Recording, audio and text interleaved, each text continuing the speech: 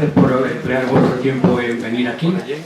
El tiempo es muy valioso, así que os agradezco muchísimo que hayáis venido. También quiero agradecer a José Luis la oportunidad que me da para exponer algunas ideas, algunos conocimientos sobre, en este caso, sobre el cementerio de San Carlos y, por supuesto, en decirle y indicarle que no se aburra, que continúe con esa labor de exponer, ayudar a exponer el conocimiento a nivel de las aceras, porque el primer paso para amar las cosas y respetarlas es conocerlas.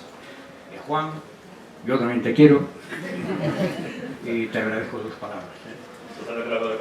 Pero no olvidemos que la verdadera dimensión de cada uno de nosotros es los amigos que tiene y las personas que le quieren. Eso es lo que define y dimensiona lo que somos cada uno de nosotros. Y sin más dilatación, que diría Isaías Lafuente, vamos a empezar a hablar del cementerio de San Carlos.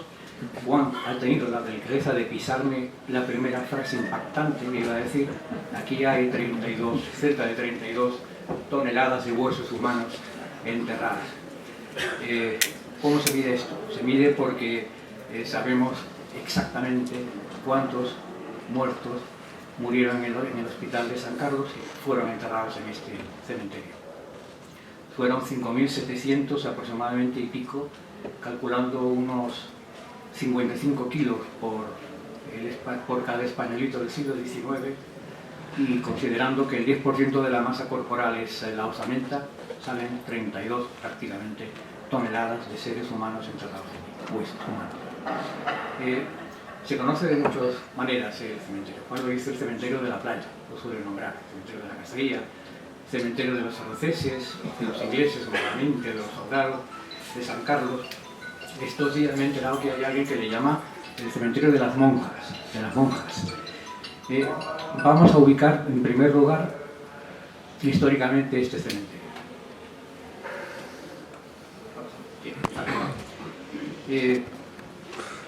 El cementerio nos tenemos que ir para ubicarlo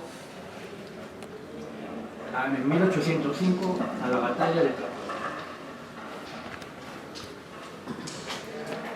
Sabemos que en 1805 España y Francia eran aliados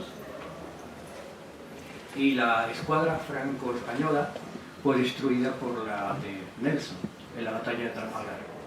La escuadra franco-española era lo que quería utilizar Napoleón para invadir, en un supuesto hipotético invasión de Inglaterra, pues la necesitaba. Nelson la destrozó y los buques que salieron como pudieron de la batalla, salieron indemnes o tocados, llegaron al puerto de Cádiz, franceses y españoles. La flota inglesa bloqueó la salida al puerto a mar abierto, bloqueó la bahía de Cádiz y por tanto barcos españoles y franceses estuvieron abarroados, conviviendo íntimamente durante 3 años. En 1808, de golpe y un porrazo, por el 2 de mayo en Madrid, los franceses quedaron convertidos en enemigos, una ola de furor patriótico recorrió toda España y entonces la flota del vicealmirante Rossellini se encuentra con que desde la noche a la mañana se convierte en enemigos. El gobernador civil, Ángeles, por favor, ¿tú tienes información? Pues el gobernador civil, el señor Solano, intentó apaciguar los ánimos, intentó buscar alguna solución, lo tomaron por afrancesado y finalmente lo lincharon. Entró el general Morla, no hubo más remedio, el vicealmirante Rossellini soltar amarras y colocar su escuadra en 6 barcos, 6 buques creo que fueron, en un sitio equidistante de las costas para evitar el cañoneo. Y se colocó en la poza de Santa Isabel. Las autoridades españolas diseñaron una serie de improvisadas baterías en torno a la flota de Rossellini y la vencieron. Se rindieron y ahí tomamos unos 3.000 y pico de soldados y marineros franceses prisioneros. Pero es que después, un mes más tarde, Rossellini se había quedado en ese puesto, equidistante, esperando que el general Dupont bajara desde Madrid hasta Andalucía y la liberase.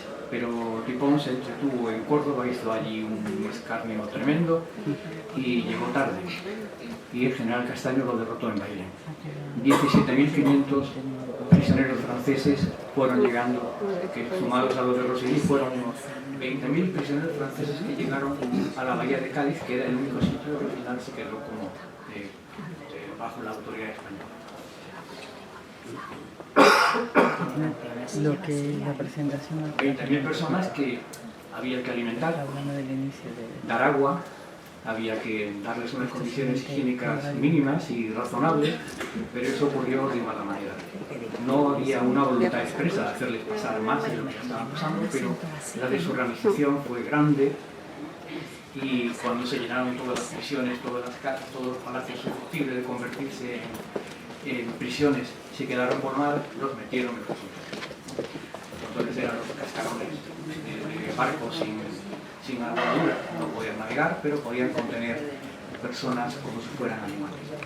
Lourdes, en su libro, que va a hacer una reedición pronto, Recordando un olvido, y aquí se exponen pues las penurias, la insalubridad, los muertos, la barcaza de aprovisionamiento que no llegaba por falta de organización o por temporales, los muertos que ocurrían en los buques, en los pontones, los sacaban a cubierta, no los recogían, al final los tiraban al mar, los peces se lo comían, los peces engordaban y los gaditanos no quisieron comer peces porque habían comido carne humana previamente, un desastre.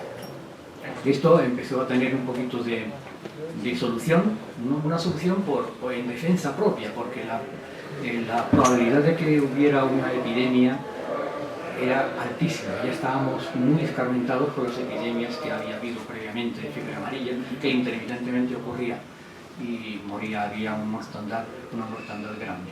Para evitar esa mortandad, pues llegó un nuevo jefe de la Junta Militar de Cádiz, el Marqués de Villet, y puso un poquito de orden. Convirtió uno de los pontones en hospital para atender a los prisioneros franceses. Cuando se llenó el hospital en el pontón, se habilitó otro en la segunda guardia, con 700 camas. Cuando se colmó, se habilitó un tercer hospital para prisioneros franceses en el cuartel de batallones de San Carlos. No en el convento de franciscanos, no hay. El hospital se hizo y se habilitó en los dormitorios del hospital de San Carlos, del cuartel de San Carlos. Bien, y asociado a ese hospital de San Carlos, para enterrar con inmediatez y rapidez a los que morían en ese hospital, se habilitó una zona para enterrar. Ese es el origen del hospital de San Carlos y del cementerio que tratamos hoy. Es un hospital, es un cementerio asociado a un hospital para prisioneros franceses. Ese es el origen, para eso se hizo.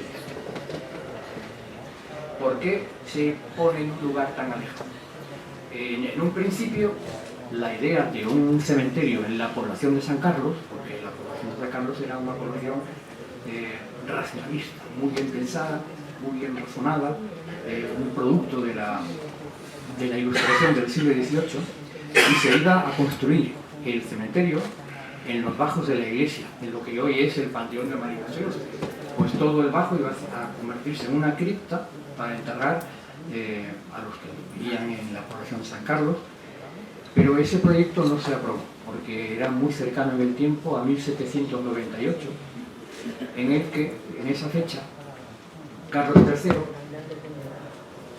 III sacó una real cédula, dictó una real cédula por la cual los cementerios salían de las iglesias. Y eso era, no el colofón, pero una medida más de todas las que se tomaron durante el siglo XVIII para mejorar la sanidad pública. Las juntas de sanidad, había una junta de sanidad nacional para pensar cómo combatir las epidemias y cómo dar mejor salud higiénica. Todas las ciudades tenían, todos los municipios, una junta de sanidad.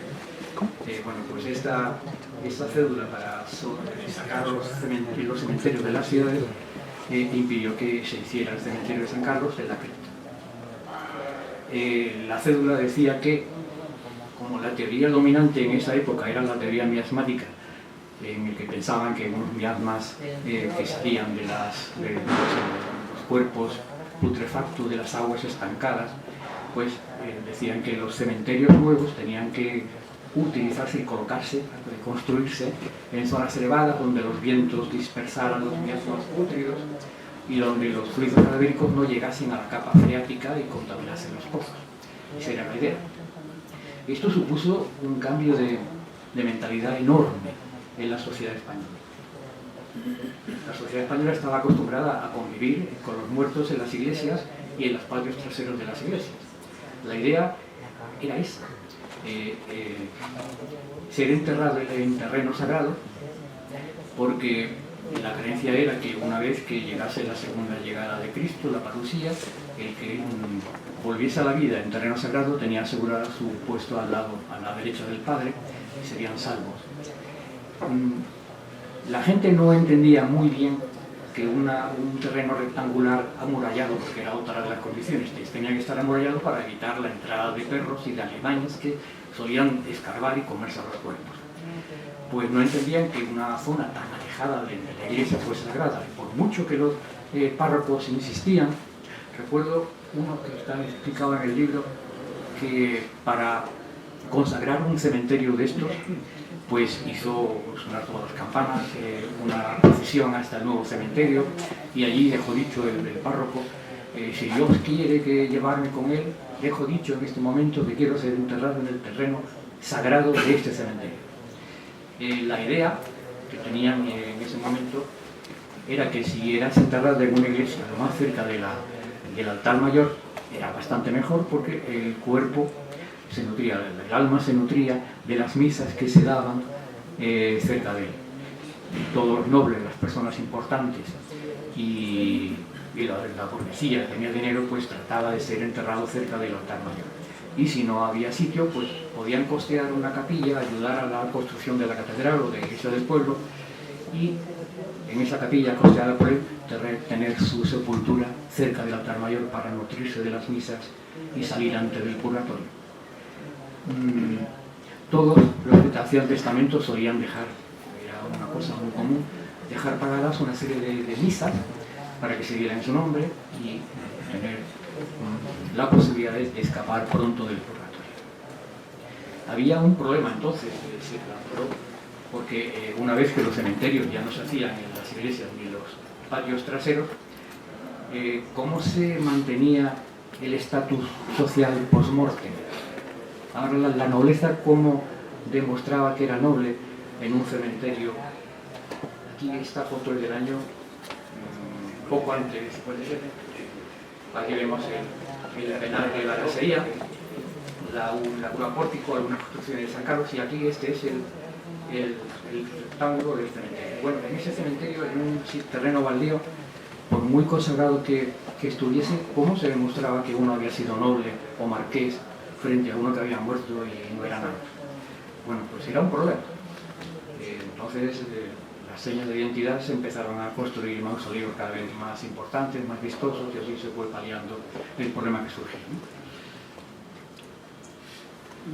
Esto es una foto de 2014. En el 2014, y se mantuvo así hasta el 2016, los muros estaban... Antes, el constructor, el ingeniero militar que diseñó y llevó las obras de remodelación del cuartel de San Carlos para convertirlo en hospital, y el que también diseñó y estuvo pendiente de las obras, dirigió las obras del cementerio, fue Antonio Prat y Prat, su ingeniero militar que sucedió al marqués de Oreña como responsable de todas las construcciones militares del Toro. Este hombre fue también el que remodeló el Teatro de las Cortes, también hizo obras en el Puente Suazo, fortificaciones en la batalla del Apóstol de Santa Isabel, etc. Bueno, el cementerio pues ha ido cayendo a pedazos, y hasta el 2016 tuvo unos boquetes tremendos.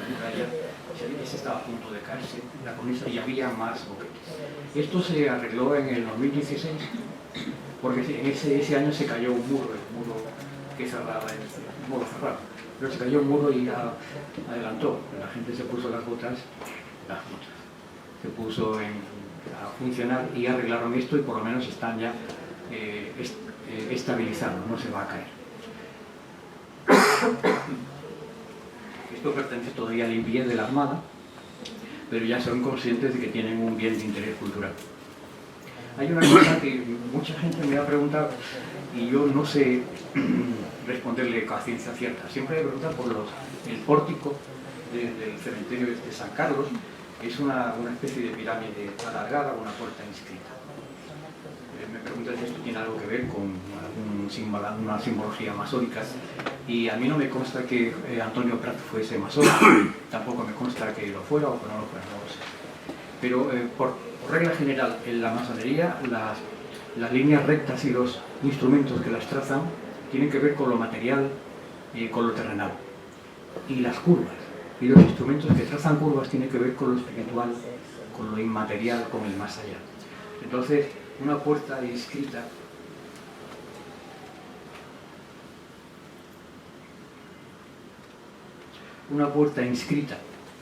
en un compás semicerrado pues da una idea de que es una entrada al más allá, ¿no? El cementerio siempre ha sido un límite en el que se tocan la vida y la muerte, y bueno, simbolizar la entrada al más allá, pues podría explicar alguna cosa. Pero esto es una pura especulación. No sé si es un símbolo masónico o no. Lo que no es una especulación es esto. Estos son números extraídos desde los libros de funciones del Hospital de San Carlos, que están en el archivo del Museo Naval de Madrid. Están ahí todos los nombres, los 5.000 y pico de nombres que están enterrados en este cementerio. Esta gráfica son los muertos enterrados en el cementerio de San Carlos por año. Y es muy curioso, un pequeño cementerio en el extremo de una ciudad, cómo indica, cómo se puede percibir la historia, los hitos históricos y los hitos sanitarios de España en general y de San Fernando en concreto. Podemos ajustar un poquito más. Mirad, perdón. El primer pico visible coincide con el asedio francés de 1810 a 1812. Aquí hay la suma de todos los muertos en estos 3 años, suman unos 900 y pico de enterrados en el cementerio, nombres y apellidos, condición militar, los conocemos. Estas personas eran soldados, fundamentalmente la inmensa mayoría, eran soldados que murieron con el uniforme de España defendiendo a una constitución que se estaba haciendo a sus espaldas. Por supuesto, no hay ningún hito que recuerde esto. Y por cierto, la semana que viene Ana Hidalgo, con raíces en San Fernando, francesa, alcaldesa de Madrid, de París, y a lo mejor le interesa conocer que aquí tenemos a 313 militares franceses, nombres, apellidos, condición militar y destino, último destino. No están aquí. Esos 313 franceses murieron entre febrero de 1809 y marzo de 1810. Ahí murieron 313 militares franceses. Bien, el segundo pico, al primer pico hay que sumarle una epidemia, otro rebrote de fiebre amarilla que ocurrió en 1813. El pico más agudo de la gráfica ocurre entre agosto y noviembre de 1819, un rebrote muy virulento de fiebre amarilla, 500 y pico de fallecidos enterrados en este cementerio. Fallecieron muchos más en San Fernando. Hay otro pico aquí que coincide con la aglomeración de tropas en el entorno de los años 1822-23, en el entorno de la llegada de los Cien-Hijos de San Luis y el asedio que sufrió la isla de León en esa época.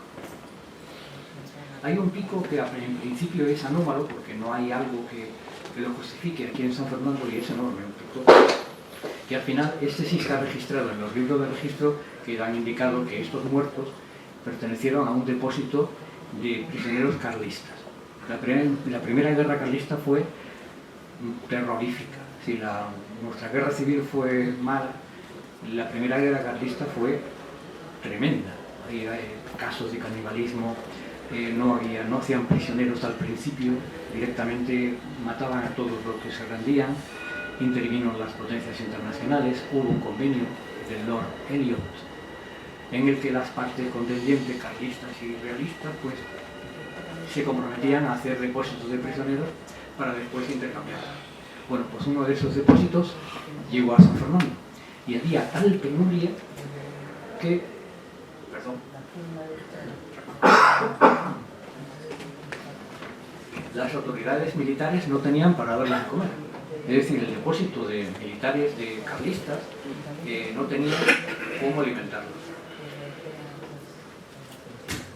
Ofrecían la mano de obra al municipio para que los utilizaran en obras públicas, caminos, en fin, para cualquier cosa que el municipio lo necesitase, a cambio simplemente de pan, que le dieran de comer, que no se les murieran de hambre. Tampoco tenían tropas acantonadas en la ciudad para guardarlos, para asegurar que no se escaparan por la noche. Y pidieron auxilio también a una milicia cívica que había en San Fernando y se dedicaba a múltiples tareas comunitarias para que ellos guardasen, vigilasen el depósito de prisioneros carlistas por la noche. Y no pudieron cedérselo porque no tenían posibilidad. Este es un episodio que está poco estudiado aquí en San Fernando, pero claro, aglomeración de personas y las enfermedades propias de las aglomeraciones humanas causaron estrago. Disentería, tisis, yo qué sé, cólicos, miseria, cualquier cosa que ocurra en una aglomeración humana, pues se dio. Y murieron muchos carlistas y está reflejado en ese pico. Después, en este entorno hay un crecimiento de la mortandad media, en todo el periodo, que el registro es de unos 50, 55 enterramientos por año. Bueno, aquí crece un poco, seguramente debido, no lo puedo asegurar al 100%, debido a la aglomeración de tropas en torno a la Revolución Gloriosa de 1866. Después va todo languideciendo y aquí hay un pico que sí es reconocible porque los registros lo indican. Indican que los muertos en el año 1898-1899 son soldados repatriados de Cuba y de Filipinas después de la guerra con Estados Unidos.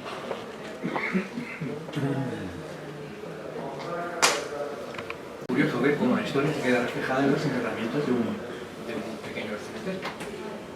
Vamos a otra cosa que es el cementerio de los ingleses. El 200 aniversario de la primera Constitución, hubo un montón de eventos y uno de ellos fue declarar bien de interés cultural una serie de edificios y de lugares vinculados con la Constitución de 1812. Uno de ellos fue el cementerio de los ingleses. En ese momento no había documentación y entonces prosperó el nombre y ahí se quedó. Pero no es un cementerio inglés. Fijaos, esto es el artículo 35 de un tratado de paz, que a veces lo había con Inglaterra, del año 1676. Es un tratado de paz y el artículo 35 expresamente pone esto porque era necesario. Dice que un lugar decente y conveniente será dado y señalado para enterrar los cuerpos de los súbditos del rey de la Gran Bretaña que murieren dentro de los dominios del rey de España. ¿Por qué se hace esto en un tratado comercial de paz? Porque los ingleses no se podían enterrar en España, los ingleses y los herejes en general, ¿no? No se podía enterrar un hereje en España porque eran herejes y no podían entrar en un camposanto católico. El cuerpo que hubiere contenido un alma herética no podrá ser enterrado bajo ningún concepto en el terreno sagrado de las iglesias, ni en los cementerios consagrados. Los cementerios consagrados se refieren a los extramuros que la cédula de Carlos III empezó a obligar, ¿no? Porque tal violación, enterrar a un hereje dentro de un camposanto, dejaría estos lugares ya profanados semejantes a moradares, a estercoleros, o campos de rebaños para el efecto de la sepultación católica. ¿Y eso qué ocurría en los campos santos? Los cementerios católicos era extensible a todo el terreno y de la patria. En España, terreno sagrado a la Iglesia Católica, no se podía enterrar un inglés las autoridades españolas. Lo normal, en el sentido común nos dice que si en una zona inglesa moría un inglés, pues los familiares lo enterraban seguramente con autoridad, sin llamar la atención y sin dejar señales de la fosa. Pero hay casos extremos de los que yo voy a contar dos casos que son espeluznantes. Porque cuando la autoridad española se encontraba en la tesitura, en la obligación de enterrar a un inglés, no podía enterrarlo, no podía ordenar enterrar a un inglés. El caso del señor Hall, Mr. Hall, era el secretario del embajador Digby, que llegó a Santander en 1622 para tratar asuntos comerciales con Felipe IV en Madrid. El barco de los ingleses llegó a Santander, dejó la delegación, bajaron todos, el barco volvió para Inglaterra y el pobre Mr. Hall va y se muere. Entonces, lo normal era enterrarlo, ¿no? Pero las autoridades españolas no podían consentir eso y se negaron en redondo a que Mr. Hall fuera enterrado en el terreno sagrado de España. Y duras negociaciones, agrias conversaciones, y al final llegaron al acuerdo de hacer una caja, un cajón, meter el cuerpo del señor Hall en el cajón y lanzarlo al mar Cantábrico. Y bueno, hicieron eso y la embajada siguió camino para Madrid, pero es aquí que los pescadores cántabros se enteraron del asunto, se enteraron de que el cuerpo de un hereje estaba flotando en sus aguas, estaban completamente convencidos de que el hereje flotando en sus aguas iba a espantar la pesca, no iban a pescar, sus hijos iban a morir de hambre y no lo consintieron. Buscaron el ataúd, sacaron al cuerpo, lo llevaron a un motero, lo dejaron allí y las aves de carroña se lo comieron. Y ya no hubo más problema. Y esto es un caso extremo, ¿no?, de lo que pasaba con un inglés y se moría aquí. El otro caso que voy a contar en 1831 lo vivió directamente el cónsul inglés en Málaga. Había una colonia importante, colonia de ingleses en Málaga, y este hombre lo vio y escribió y empezó una cruzada para tratar de evitar lo que pasaba en Málaga con los ingleses que morían bajo la tutela de la autoridad española. En Málaga lo que hacían era enterrarlo de pie, con la cabeza fuera, mirando hacia el mar. De esa manera, ninguna autoridad española ordenaba enterrar a un inglés, porque técnicamente no era un enterramiento. Y ningún español cumplía ninguna orden de enterrar a un inglés. Evidentemente, los cangrejos, los perros que destrozaban el cadáver lo hacían desaparecer, y ese era el problema. Este hombre, William Mark, hizo muchísimo ruido, y a partir de él, y a partir de los escritos que hizo, pues se tomaron cartas en el asunto.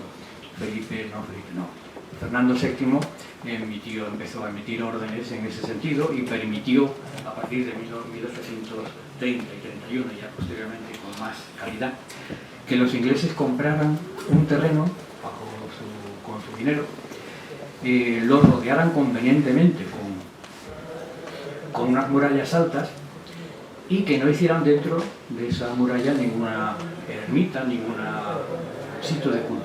Simplemente un terreno baldío para poder entrar con autoridad y sin boato, por supuesto, a los ingleses. Ese es el origen de los cementerios ingleses. Por tanto,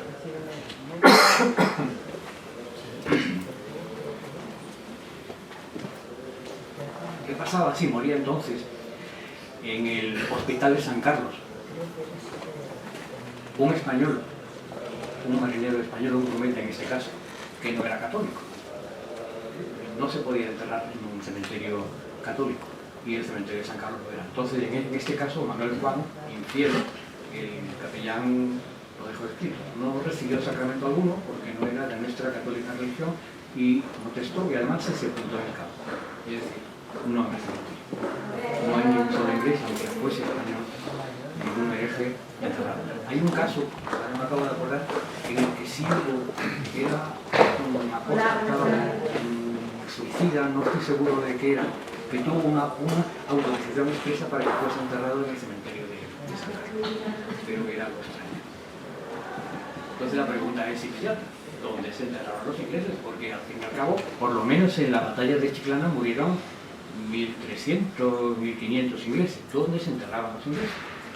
Y aquí entra el compadreo de archivos y de ayuda. Esto que voy a contar lo encontró Juan y me lo pasó. Las autoridades españolas, conocedoras del problema que tenían, si se les moría un inglés aquí, pues intentaron que el municipio les cediera un terreno específicamente destinado a cementerio para aliados ingleses. Pero el municipio, eso era más caro, y lo que hizo fue autorizar una zona del cementerio católico, pero para que no ocurriese la conversión de un cementerio católico en un muladar, pues iban a amurallar la zona destinada para cementerio. Se haría una muralla suficientemente alta y ahí enterrarían a sus ingleses. De esa manera podían enterrarlo, pero el resto del cementerio quedaba consagrado. Y eso se hizo. Se dieron las órdenes oportunas y el día 6 de septiembre de 1810 el guarda del cementerio, José Anaya, pues se presentó al Cabildo y explicó al Cabildo lo que había cumplido las órdenes que recibió. Habló sobre la separación de un pedazo de terreno con tapia para el enterramiento de los cadáveres de las tropas inglesas. Es decir, el cementerio actual, el depósito de Casalta, se utilizó una zona convenientemente separada para enterrar ingleses. Pero hubo un problema.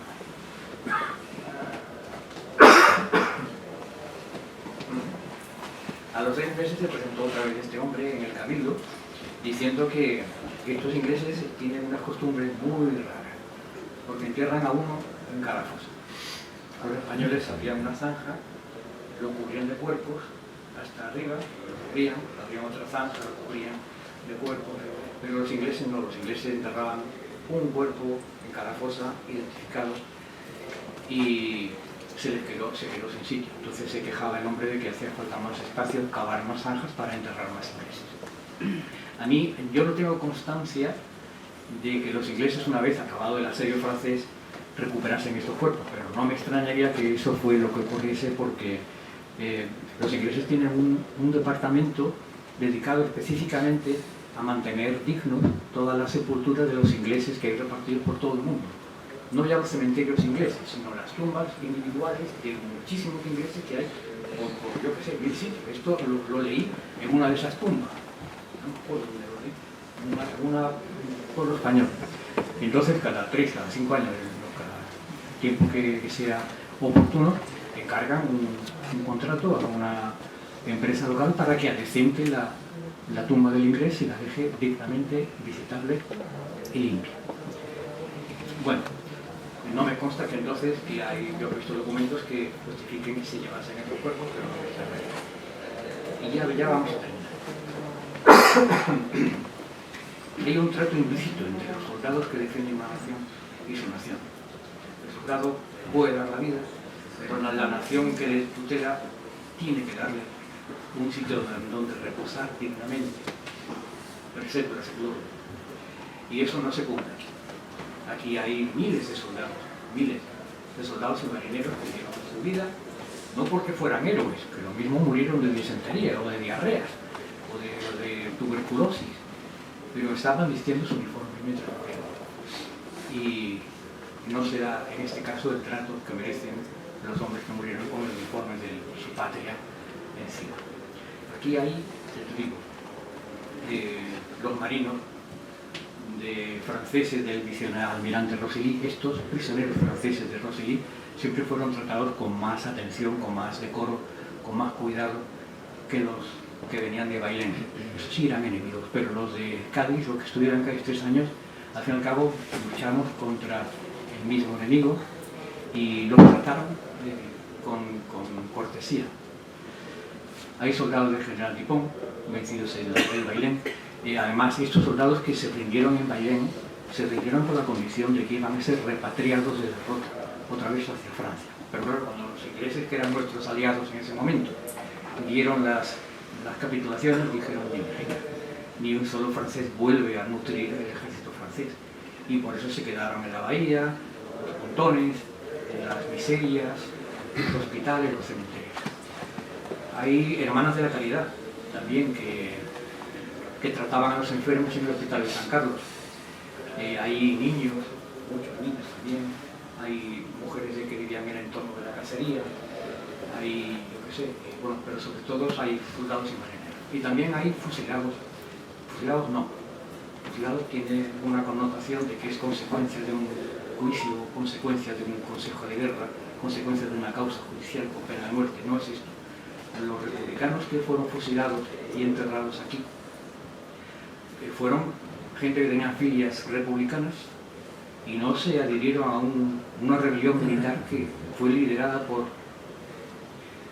por militares sin honor, por fascistas sin entraña y por curas sin moral. Este sitio no se puede olvidar. Y yo cuento con todos vosotros, ahora que conocemos un poco más qué es este lugar. Esa es la primera condición para amarlo y para respetarlo, ¿no? Pues muchas gracias por vuestra